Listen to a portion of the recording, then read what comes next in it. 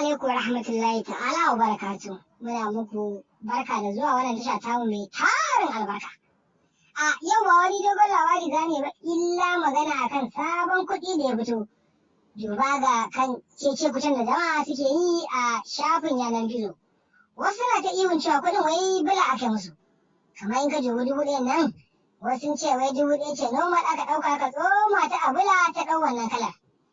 Sannan ita kuma 200 sun ce wai sak take da naira 20 ta da, sai dai kawai rubutun jiki ne zaka gane cewa 200 ce. Sannan ita kuma naira 200 ita kuma zaka gani ta zo ja ce, don wasu ma suna cewa sak take kuma da naira 10 ta da. To me abin duba anan? Ba wai cin kuɗin za ku duba ba, za ku duba ku ga wai shin me yasa aka canja kuɗin tun a farko.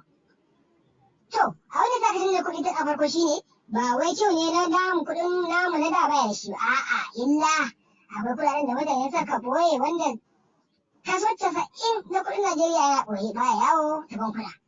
To wannan abu an yi ne don a sauƙaƙa wa mutane hauhawar farashi da kuma inda dala take tashi ba ta da ƙaimi ba ta da abin riƙewa domin ta sako. To wannan dai shine don haka muna kira ga jama'a 'yan Najeriya kowa ya dada hankalinsa wuri guda ya san cewa an canza kuɗi ne ba wai don a yi gayu da su ba, a'a ma'ana don dai tattalin Najeriya ya ƙaru. Wannan ne shine, mun gode. Idan kuma abokinka shi ma yana nuna musu za ka iya tura masa wannan bayani, shi ma sai gamsu.